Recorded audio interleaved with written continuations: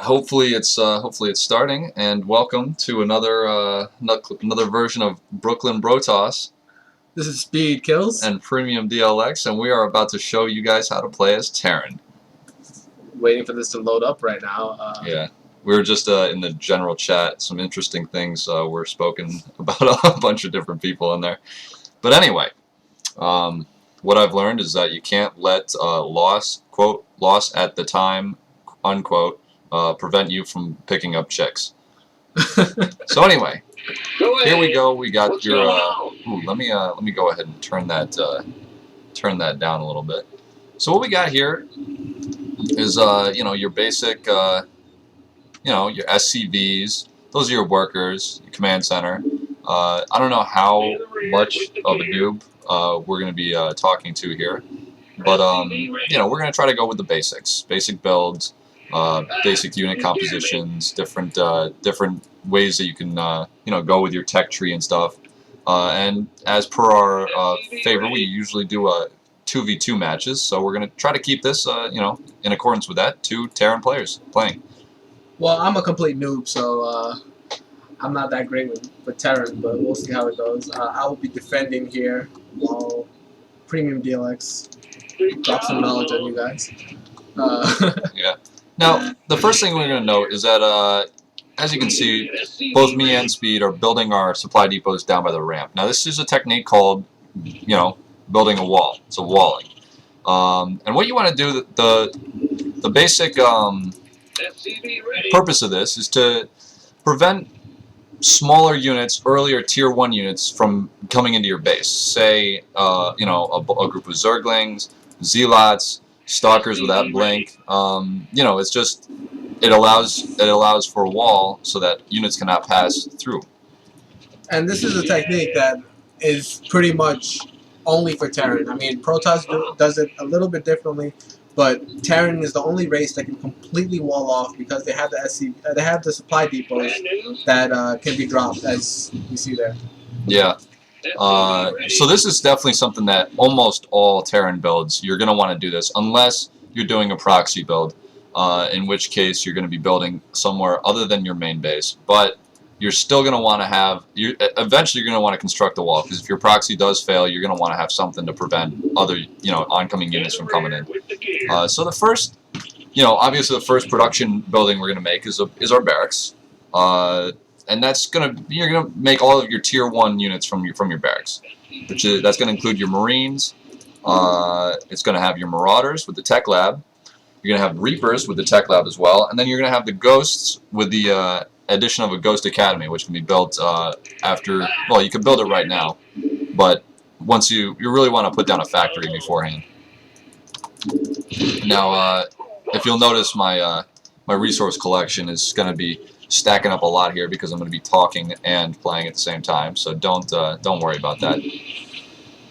But yeah, we are going against a very easy computer, so there's nothing to worry about. Whoa! Let's not say there's nothing to worry about. There's definitely, we could see some some Reapers in our base or battle cruisers at the 6-minute mark. But, who knows? Who knows what we're going to be going up against here.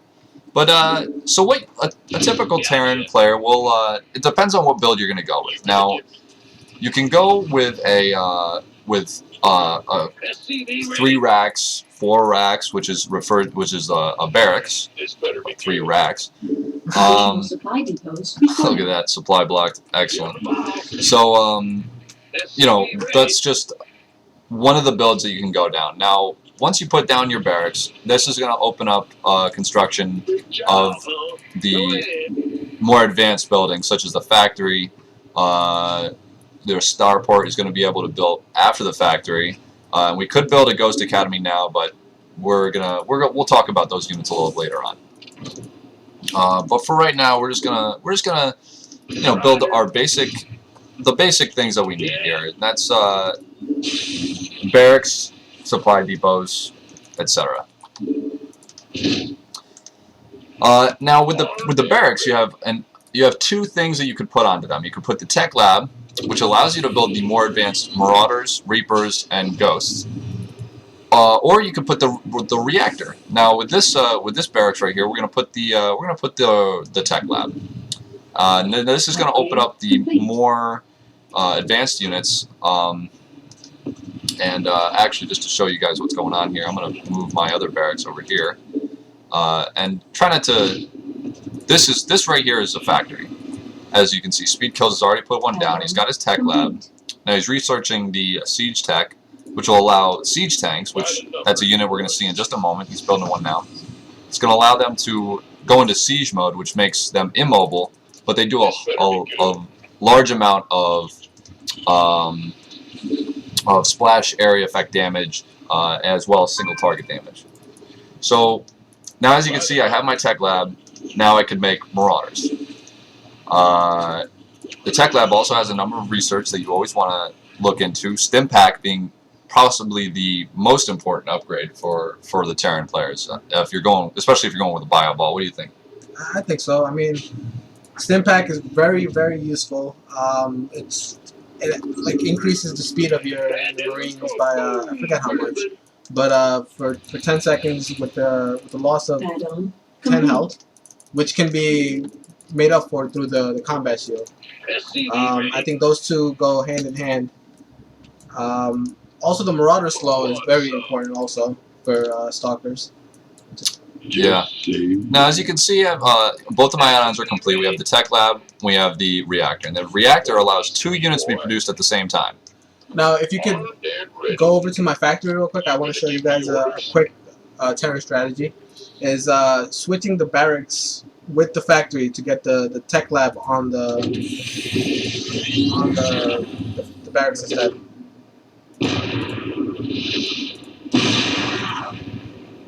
Oh, that's an accident. Sure thing. See, now, as you can see, what Speed Kills has done here is he's lifted up, because the almost all the buildings that the Terran makes, with the exception of the upgrade buildings, can move. All the production buildings can move. And so by putting down tech labs and reactors, you can put them down and then build other units or other structures and then swap them out so that you can use that tech lab or reactor with the new building. And that's usually used for getting out quick tanks. It's also used for getting out quick banshees, which we'll see from the starport here. I'll get started building some of my other things here. And that's a good strategy to use, and later in the leagues, once you really start working on timing builds. Now, as you can see, I've transformed my command center into what's called a orbital command center. Now, this gives me a couple of abilities. I can call down a mule, which right here, which allows a kind of like a mecha super robot that comes down and collects resources at a slightly elevated rate. I believe it collects 15 at a time, something like that, which is higher than the SCV's 5. And on the high yield, it's even higher. Now, I also have another move, which is call down extra supplies. Now, this will call down an expansion on my supply depot to give me an additional 8 supply. So when you're in a bind and your supply blocked, you can call down extra supplies and increase your supply cap to give you a permanent increase in your supply. Now you can apply that as many times as you want. We can apply it to another one, but we're just not going to do it. And then the last one is the scanner sweep. Now this is a good ability, because you can put it anywhere on the map to click, and there's an exposed portion of the map. Now this will show me, I can see now what the opponent is building. It also reveals cloaked units. However, it only lasts for 12 seconds. So you gotta, you have to put it down, you gotta look, and then you gotta get back to whatever you're doing. So that's a very important. That's a pretty important ability right there as well. Now you'll see that I've built my Ghost Academy here. Now, the Ghost Academy has upgrades for the ghosts, and also allows me to build a ghost, which I'm trying to complete one right now. As you can see, Zubair or Speed Kill is over here. He's quickly taking up my real estate with these supply depots. And, Very poorly placed. Very poorly placed. But he's also got, you know, this is a excellent base defense unit right here is a siege tank. Now, as you can see, it's this is in siege mode right now. It's turned into a kind of like an artillery unit, and it can't move, but it does a massive amount of damage to units that will get within its range of this circle right here. That Thor is here.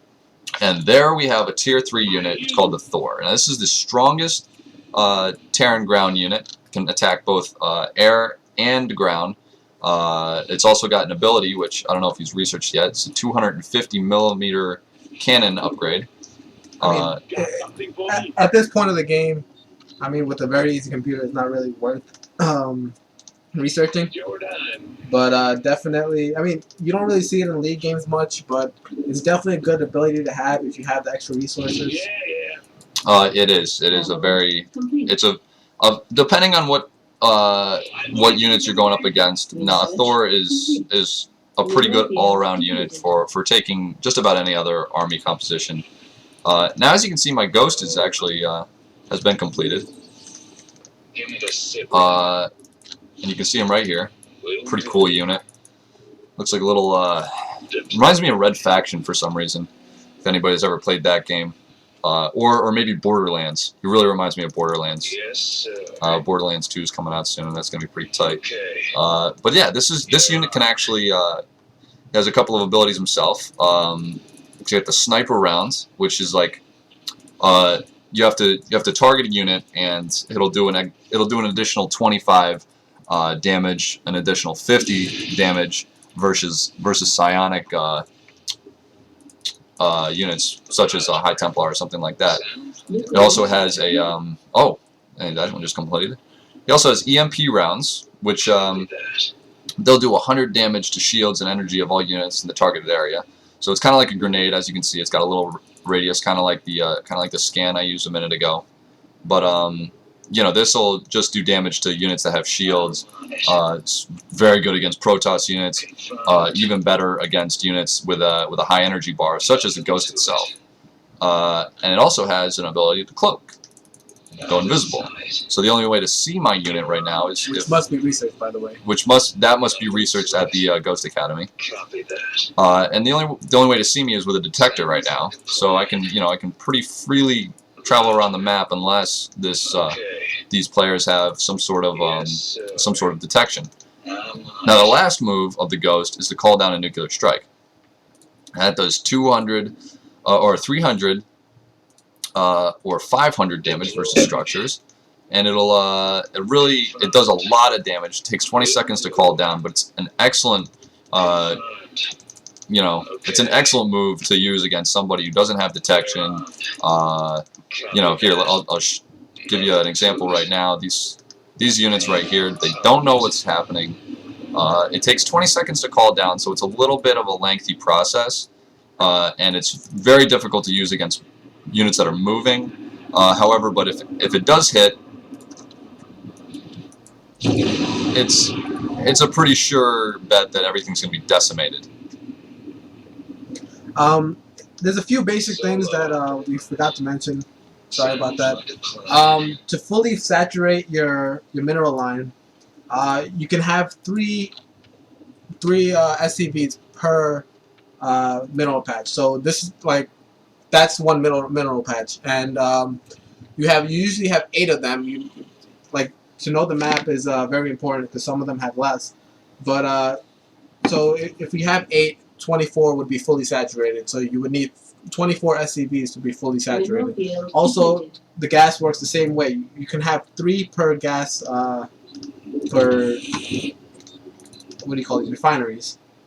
You can have more depending on how desperate you are for gas. I mean, if you have 4, it increases your gas production by very minimal, but it's not worth the extra SCV. That's a good thing to point out right there. Those are absolute basics right there. You really want to have, you want to saturate your base as quick as possible, especially if you're going with a single base build.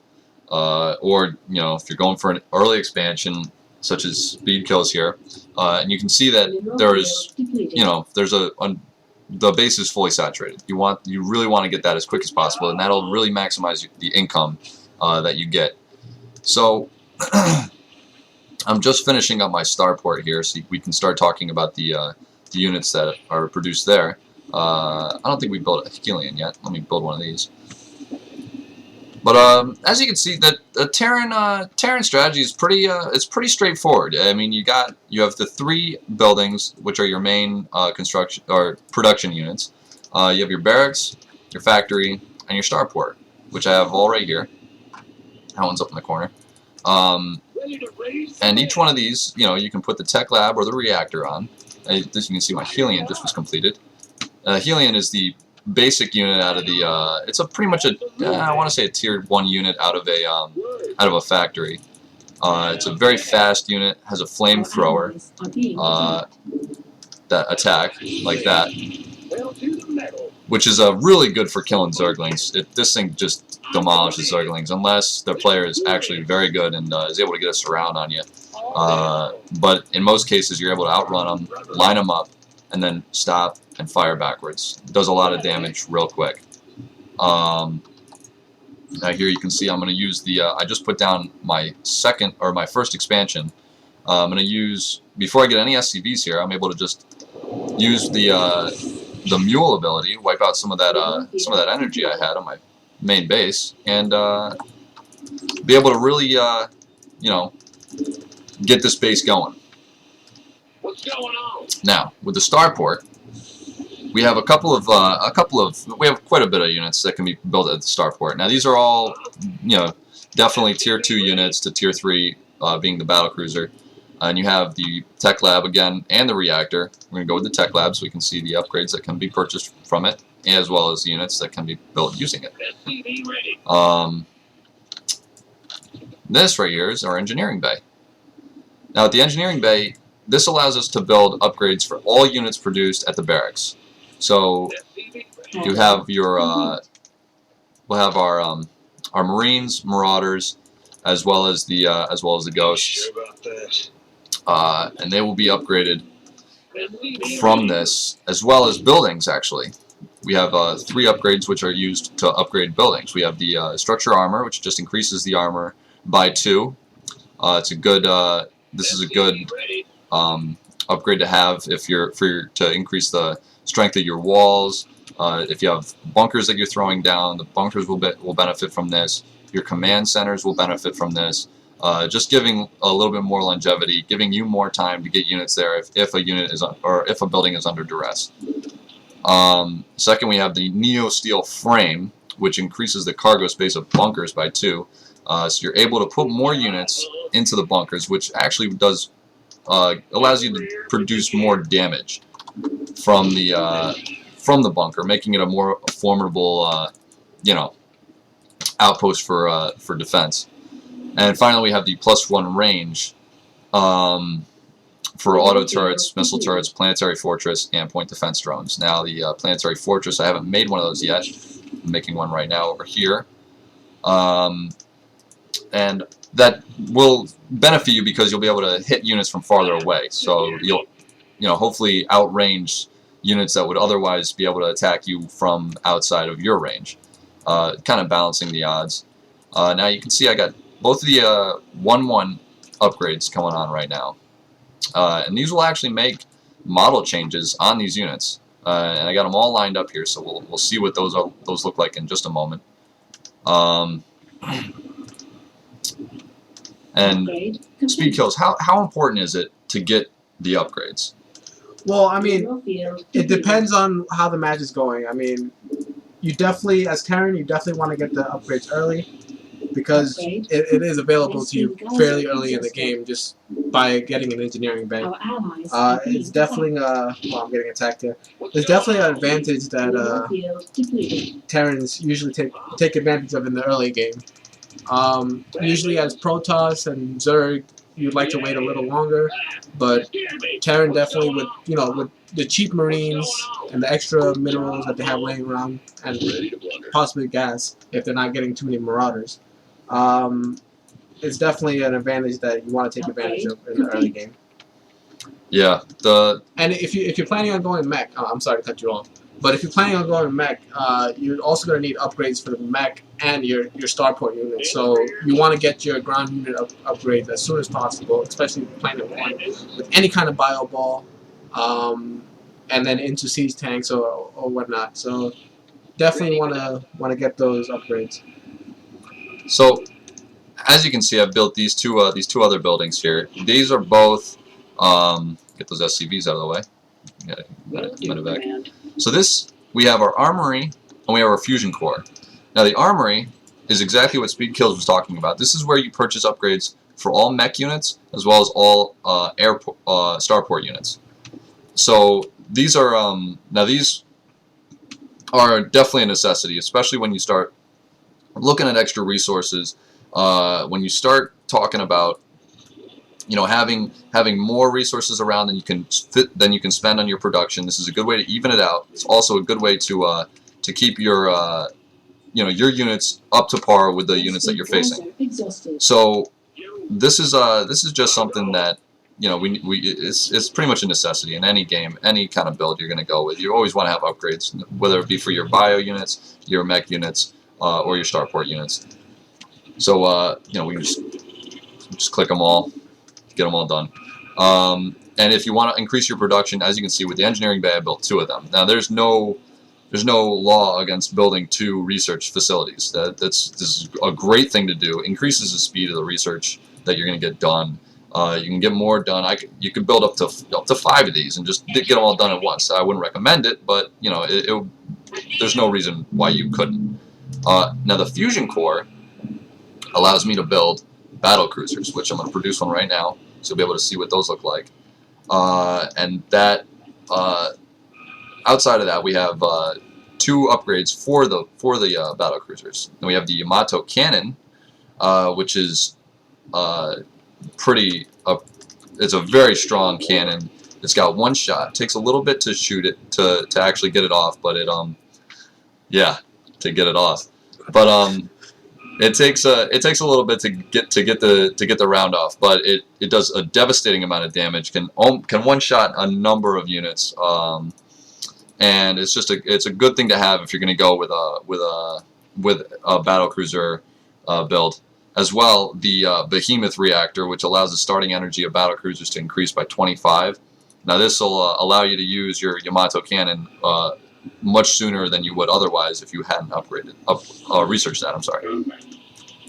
So now I've got a couple of things flying around here. You can see I got a couple flying units. Now these are the basic flying units. There's our battle cruiser. We'll talk about that in a minute. Now we have first we have the Viking.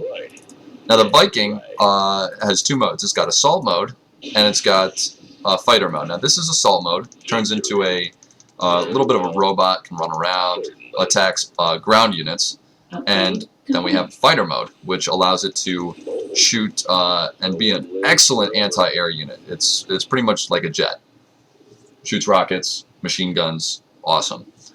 Now this is actually, you can build 2 of these at once when you attach the reactor, or yeah, when you attack the reactor. I have the tech lab, so I can only build 1, but that's an excellent anti-air unit, good against Muta, good against Corruptors, Brood Lords, Void Rays, anything that flies. The Viking is pretty much a shoo-in that it's going to be a good anti-unit to go against that.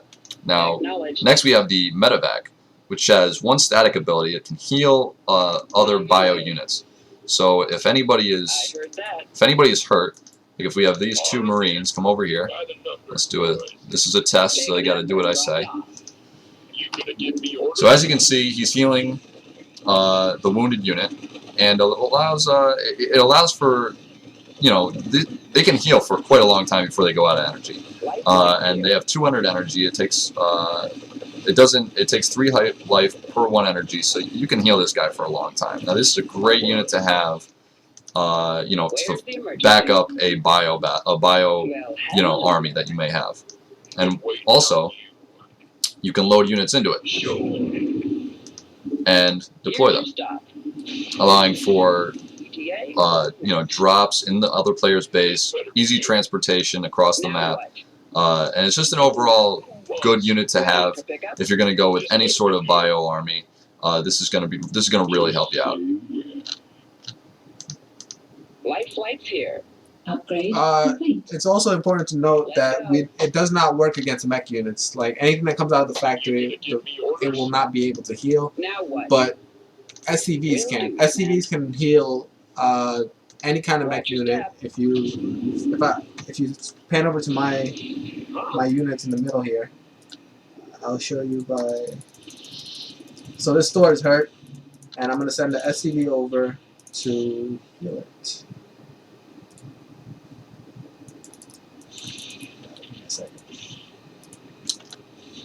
I don't know. Look at this mess. Look at this mess in the middle here. This is an absolute mess. Just a huge party going on. None of these guys are actually doing anything. They're just chilling by that Zelnaga. They're having a concert. Concert at the Zelnaga. As you can see, this SCV is going from behind. I don't know what's going on there. That's can we get that guy turned around? I mean, I think that would look absolutely hilarious. Oh, all right, nice. But he's no longer hurt, so. Well, we can still get that SCV right up in there. But yeah, as you can see, the SCV is used to heal the mech units as well as the starport units. They can also heal your wounded battle cruisers, wounded banshees, wounded whatever. And that's really good to know. And the medevac is used to heal your bio units. Which is great because Terran is the only race that has units other than the Queen that can heal other units. Yes, it's a very, very powerful tool, especially in the line of fire. So next we have the Banshee. Now this is a more of a harassment unit than a lot of people tend to think because it's very, very expensive. It costs 150 minerals and 100 gas. You can get these out relatively quickly, and they're really good for harassing the mineral line of the opposing force. One of the reasons being because they can actually cloak. Now I haven't researched it yet. I'm in the middle of doing that now, but they're relatively quick. They're very nimble because they're an air unit. They can get in. They can do some harassment, take out a couple of SCVs, and then leave. And it's as long as you're able to micro them efficiently, you'll be able to do quite a substantial amount of damage, as well as possibly pull some units off the front line, and that'll end up costing the opposing player time and resources. As you can see, I'm kind of looking for something to demonstrate it with. So we scanned this earlier, so I know that this is where the player is. And I just got cloaking, so I can just cloak, and I can attack. So as you can see, it takes out probes 2 shots. You can upgrade it so that it does that a little bit quicker. And his army cannot see me. Oh, looks like they got an observer in there. So now I can just leave. I can get my unit out of there. In fact, I can go over to his partner, and I can do some harassment with his units as well.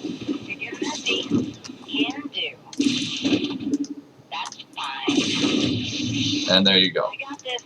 So I got 7 kills, and I didn't lose anything. And I can go home.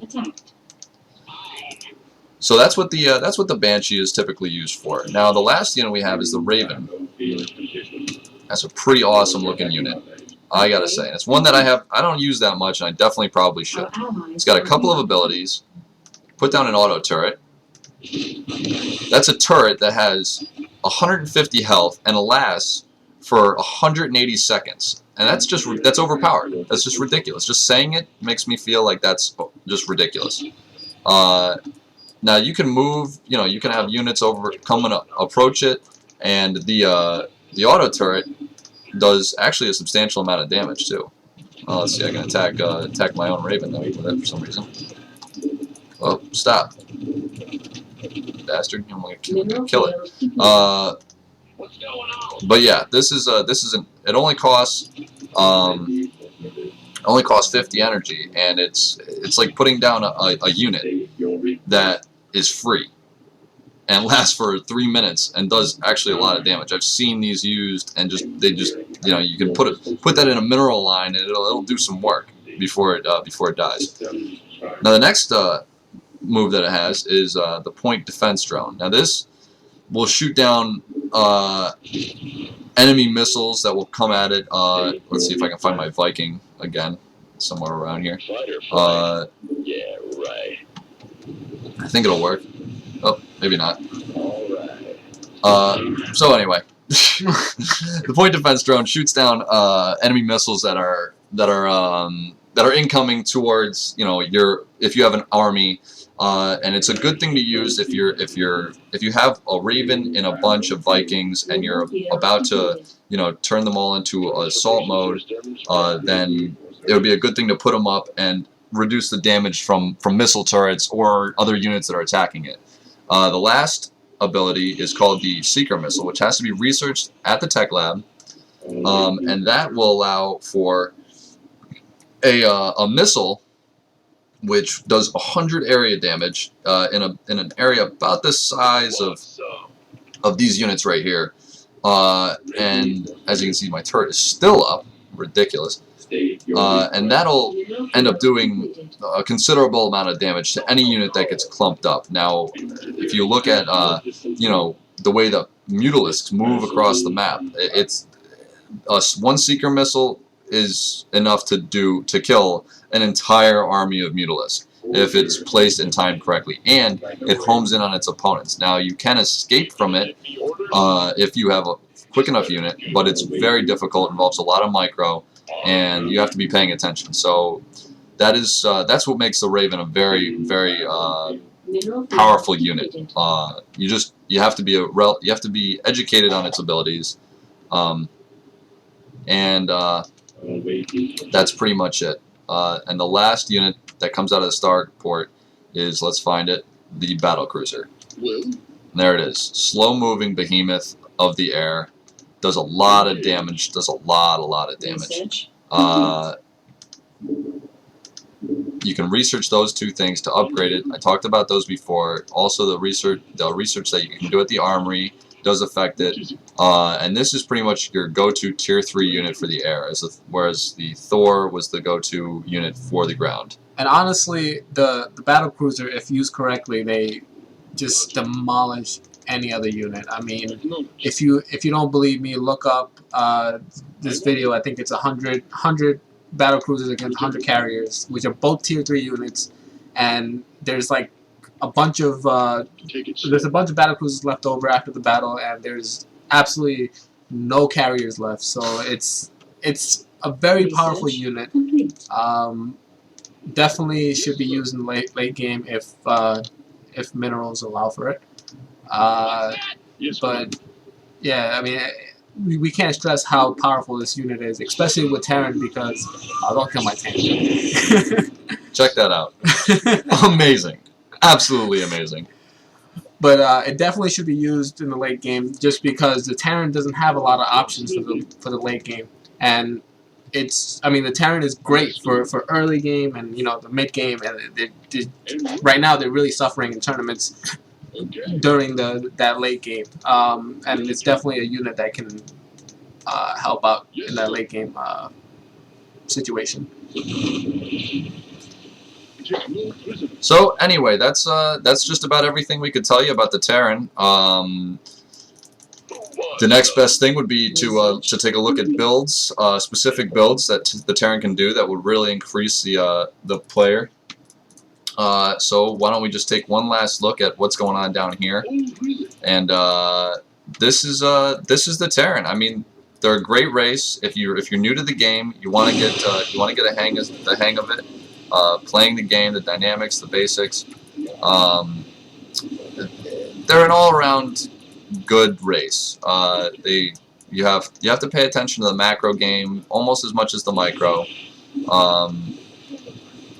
and that's that makes them a little bit more well-rounded. Now, as you can see here, we got that was the use of the stim pack ability, and I think Speed Kills is going to be able to win this. I don't know for sure. But it does look pretty promising. we all know that probes are a little OP, so if there's any probes left, they might be able to take out this entire army. For all of you guys who don't know, that's a joke. But yeah, this has been a tutorial on the basics of the Terran. I hope you guys enjoyed it.